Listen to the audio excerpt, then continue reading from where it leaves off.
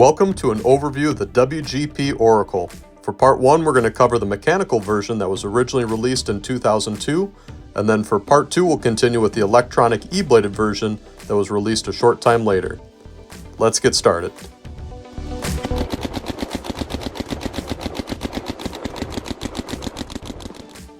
To better understand how the Oracle fits into the WGP lineup, we have to take a brief look at what led up to it. War Games Products, or WGP, was an influential paintball company founded in the late 1980s in Southern California by Bud Orr. The original paintball markers were pumps like this WGP Sniper featured in the December 1987 issue of Action Pursuit Games. Early in the 1990s, the Autococker was born when a pneumatic ram, low-pressure regulator, and a three-way valve were added in place of the pump to automate the recocking of the marker. Something similar to this 1999 WGP right feed autococker would have been a relatively common sight at paintball fields in the late 1990s or early 2000s. It cost around $350 new and had pretty basic features. There was minimal milling, the stock LPR and HBR couldn't be adjusted externally, the ram and three-way are made out of brass, the barrel doesn't have any porting, and it was available in any color you wanted as long as that color was matte black. The late 1990s and early 2000s were the heyday for mechanical autocockers, and many companies made their own version that improved upon the WGP base model. It's tough to open a magazine from the time period and not get bombarded by advertisements or reviews from companies like ShockTech, Dye, Planet Eclipse, Bell Sales, AKA, and many more. These markers were often available in a wide variety of dazzling colors, were packed with the latest features, and were extremely expensive. This copy of Paintball Games International from 2000 listed the price of a PMP Ultra Cold Fusion Autococker at over $1,600. If we adjust the price for inflation, then it would cost nearly $3,000 now in 2025. WGP also began to sell higher performance versions of their autococker, including the STO, or Special Tournament Operations Autococker, that was first released in the late 90s and substantially updated again in 2000. The STO was followed shortly by the WGP Black Magic in 2001. Both models featured higher performance pneumatics, more extensive milling, and multiple colors, including fades. In 2000, the STO retailed for about $700, and in 2001, the Black Magic retailed for about $750. Finally, in February of 2002, WGP announced the name of their new flagship marker, the Oracle.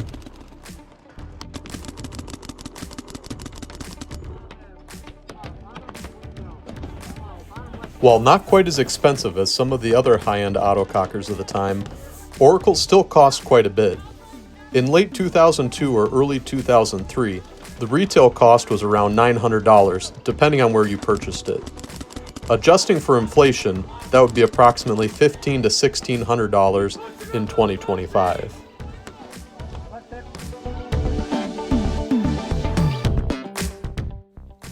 In early 2002, we start to see the Oracle showing up at WGP's vendor booth at trade shows and major tournaments like the NPPL LA Open in March of 2002 and the PSP Las Vegas Open in May of 2002.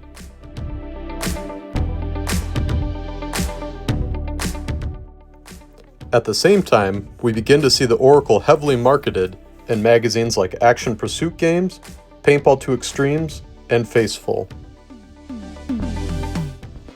The Oracle had a substantial number of improvements over the earlier STO and Black Magic autocockers. The stock barrel was a 14-inch aluminum two-piece with a 689 back and lots of porting, known as the Caner by WGP. This was actually the first generation Caner barrel, and a full barrel kit was available in a variety of colors. There were 4 different bore sizes including 684, 687, 689, and 691, and 3 different length tips including 10-inch, 12-inch, and 14-inch. The easiest way to tell the difference between the first generation Caner and the second generation Caner, which came on the Carnivores, was the length of the back, with the shorter backs belonging to the first generation Caner kits. The pneumatics are where we see some of the big improvements over earlier WGP autocockers. The three-way is similar to the version on the STO and Blackmagic, but there were some internal changes to the dimensions of the shaft, and the three-way incorporates a spool that allows minor timing adjustments to be made by adjusting the knob at the end. The LPR was marketed by WGP as the Tickler, and was radically different than the older STO-style sledgehammer LPR. The new Tickler was about half the size and could easily be adjusted by hand. There were two different designs for the adjustment knob, with the one on this orange fade Oracle being the newest. After the Oracle was discontinued, the Tickler LPR would continue to see use on the Carnivore and Jeff Orr limited edition autocockers. The RAM carried over from the earlier STO and Blackmagic without any design changes, which wasn't a bad thing.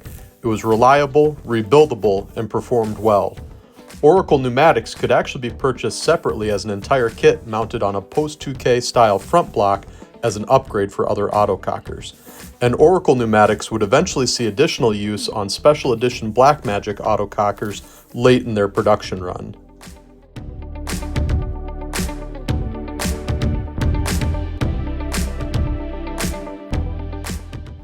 The Oracle used a double finger hinge trigger and frame that was match anodized to the body. There were some slight changes throughout production, with later Oracles having a built-in bottom line rail and slightly more milling. The big thing that debuted with the Oracle on its trigger frame was the introduction of a cam adjuster in place of the safety, which let players easily shorten their trigger pull. At the back of the marker, there's a new back block, cocking rod, and pull pin. Mostly a cosmetic change from previous autocockers, but they do nicely complement the milling on the Oracle. The bolt itself was a big upgrade from previous WGP versions, featuring a Delrin front and an open face with an enlarged inlet for better airflow. With all these improvements, what did players in 2002 or 2003 think about the Oracle? Magazines at the time were packed with marker reviews, and to be honest, I don't think I've ever read an old magazine review that had any overly critical things to say about a marker they were reviewing. Maybe that was due to companies paying magazines to feature their markers, or maybe the reviewers genuinely always liked the markers they were reviewing. Either way, it goes without saying that magazine reviews at the time were extremely positive and complimentary. This review, in the December 2002 issue of PSI, called the Oracle a turbocharged special edition. They had high praise for the sleek design and the user-friendly adjustability of some of the new features.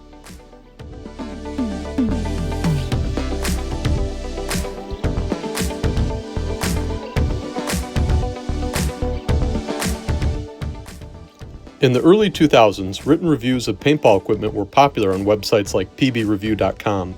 A player that just spent $900 on a marker wasn't likely to say too many critical things, but I think they were probably a little more honest than most of the magazine reviews. The Oracle received a lot of praise for things like its design, its efficiency, and the smoothness and quietness of the shot.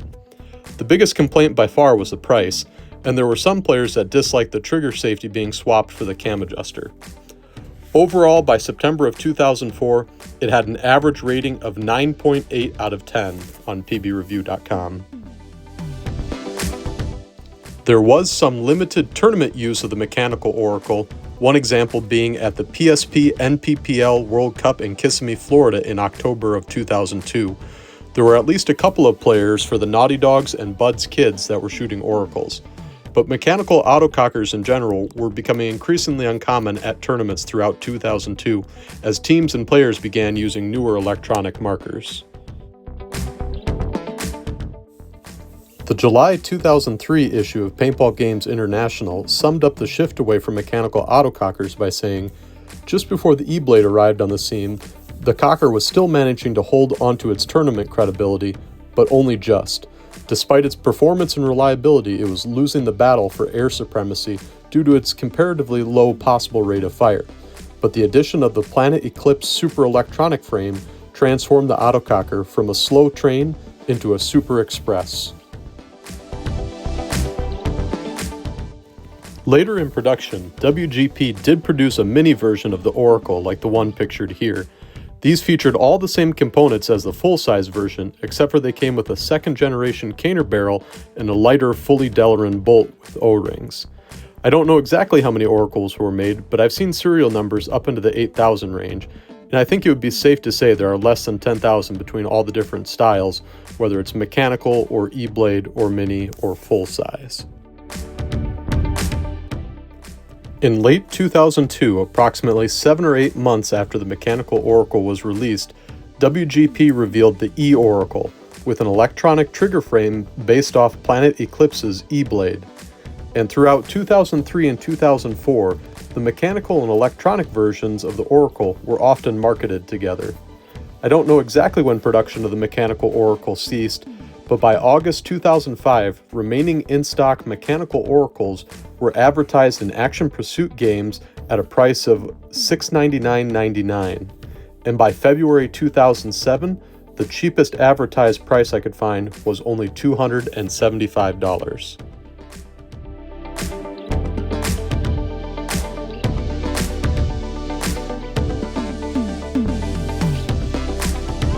There can be some disadvantages to using these markers now.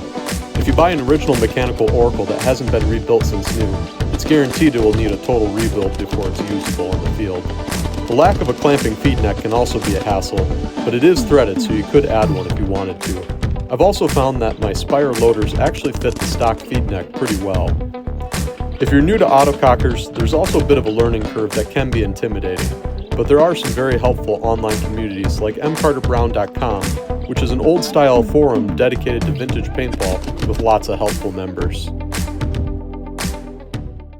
Overall, I think these markers shoot really well, and many fields these days have a limited rate of fire, which helps to level the playing field versus electronic markers.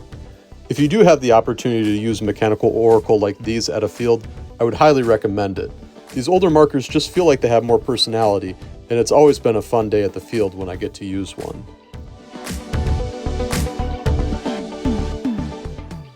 I appreciate you taking the time to watch this video. I hope you found it informative and entertaining. Stay tuned for part 2 covering the WGP E-Oracle. Thank you.